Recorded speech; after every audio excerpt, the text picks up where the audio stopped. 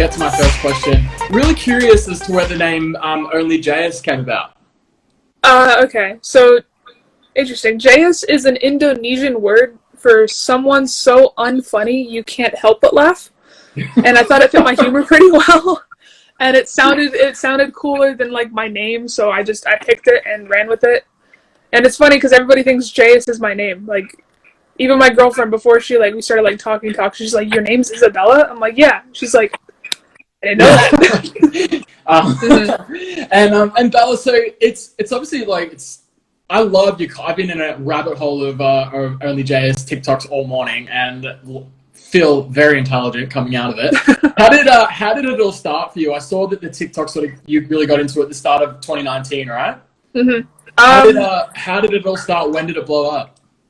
My sister swears that she showed me TikTok, so I'll believe her. She said that she started TikTok, and then I was like, I can beat you in followers. So like we kind of had a competition of seeing who can get more followers than each other.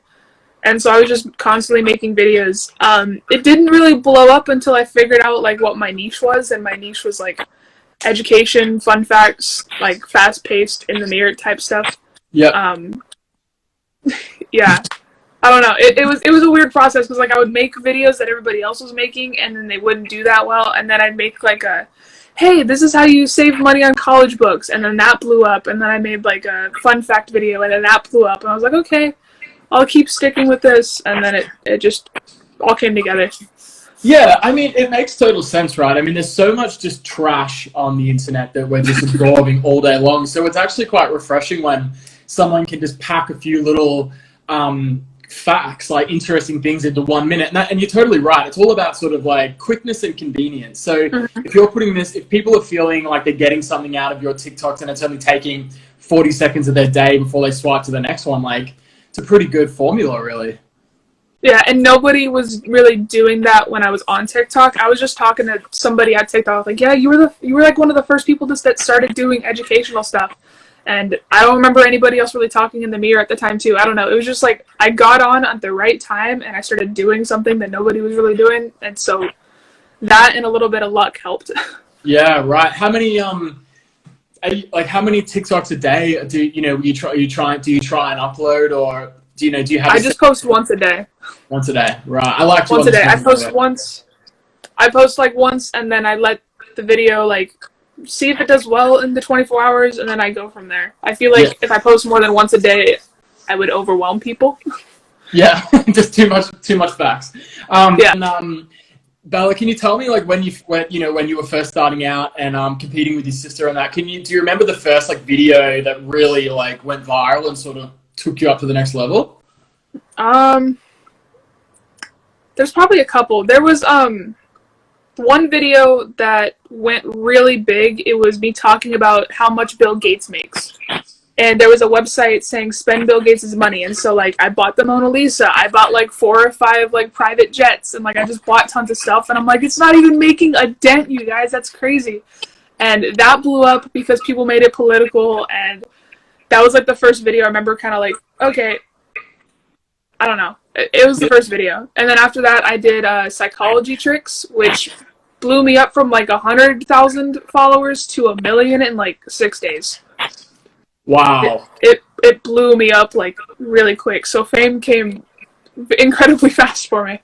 Yeah. It's weird talking to other TikTokers too, because like none of us know what the hell we're doing because it's all just so new. I've been talking to a couple of YouTubers that have been like established as like YouTubers for like years now, and they have like completely different advice and like mindset on the whole thing. And then I talk to like my TikTok friends, and it's a completely different vibe because it's so new and how quickly everything came. Yeah, I bet. And I was just reading an article in the Washington Post this morning about and it was saying TikTok has become the soul of the LGBTQ internet. Mm-hmm. Do you agree with that? Do you feel like sort of TikTok's becoming this huge platform in support of the LGBT community? Yeah, 100%. I'm a part of the Pride events that they're doing on right now, the Trailblazer things. We were supposed to have a big Zoom meeting today, but it got filled with trolls, so it's postponed for right now. But TikTok right now is doing its best to, I don't know the right words, doing its best to show pride and help gay creators kind of like have a platform. It's a lot bigger than YouTube was, bigger than Instagram. They're doing it better, in my opinion. Right. Okay. And Vic, you don't have to get too much into it, but what I saw that, on Twitter and stuff, that you expressed that you're experiencing just like trolls and hate and all that sort of thing. What exactly is going on, and how could that affect the Zoom call that much where it's having to be postponed? Like what's happening? It's a lot of different stuff. I've been getting I've always had like hate come my way, but it's gotten like a lot the past couple weeks. Yeah. There was somebody that tried to cancel me on YouTube over old YouTube videos I made, but it didn't really go anywhere. And then I won the David Dobrik Chipotle contest, and people were like, "Oh, you don't deserve that." And then I made a video with my girlfriend, and it started getting like a ton of homophobic comments, and everything's just been building up the past couple weeks. So yeah. it's hard.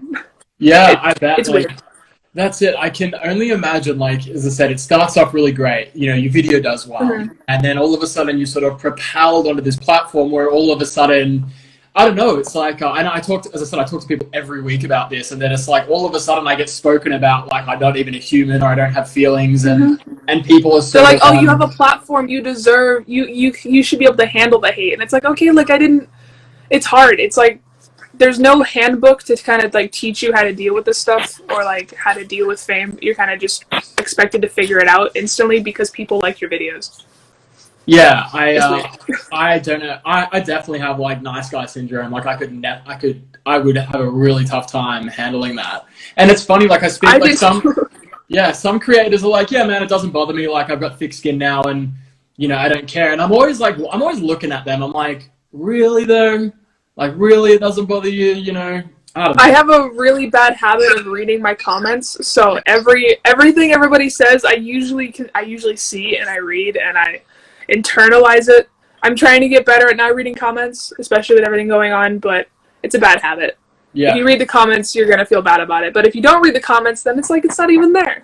Yeah, no, I get you, but you want that feedback. Like, obviously, you're using that as a lot of sort of inspiration onto what to do for your next videos, and feedback from fans is important. So I can imagine how difficult that would be to sort of to navigate. Is it? I mean, and it's so funny as well that like you might get 1,000 amazing comments and you get 1 or 2 negative ones, and they're the ones that you remember. Mm-hmm. Like everybody, like, don't listen to the haters. We love you, and I'm like, yeah, but like this person says I sounded weird, and so like I'm gonna think about that all day. Oh man, it's funny though. Like, I mean, I saw your tweet about your political video. You gained 10,000 followers, and then you post one with your girlfriend, and you're losing followers.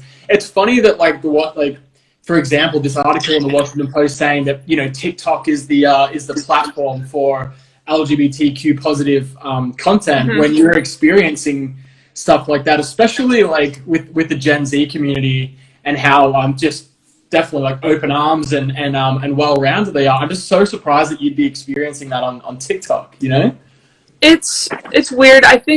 I thought of me losing followers after the girlfriend video was a good thing, because like, all right, I don't really want like homophobic people like following me, so like whatever, cool. But it was weird to watch, because that was the first time I ever started like losing followers. Like my follower count's always been going up, and to see it go down was weird. It was a little bit stressful that day. I'm trying to change my mindset a little bit on it, because I look at the people that I want to be, like the big YouTubers, big TikTok stars. I'm like, I want to be like them.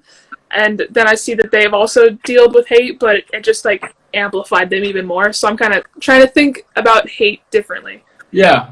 Any publicity is good publicity, right? Yeah. Okay, I don't know if this is a personal question. You don't have to answer if you don't want to. But Aliana McClarty wrote, "How did you come out?" Basically.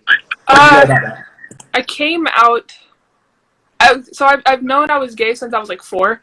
I didn't know what gay was, but I knew I had like crushes on girls. Then around like elementary school, I was like taught like being gay is not okay, so I tried to fight it. And then around high school, the summer before high school, I told my parents I was gay, and then that happened. And in high school, like sophomore year, I decided to come out to the school, And it was interesting. I live in a really weird area. Everybody's pretty conservative and homophobic, honestly. I lost a lot of friends, and teachers actually started treating me very weird after I came out. Once I got to college, though, things got better. So That's correct. Okay, so yeah, like, but you said you came out before you went to high school, so pretty young, really. yeah. Yeah, damn. But at the time, I was like, I know everything, so like this is fine. But like now that like looking back, I'm like, I was like 14. Like that was really young. Yeah, you're like, I didn't know my head from my ass when I was 14. Like, what am I talking about? If you like what you saw, make sure you check out some of our other videos right here, and also be sure to subscribe to our channel right here for new videos coming out every week.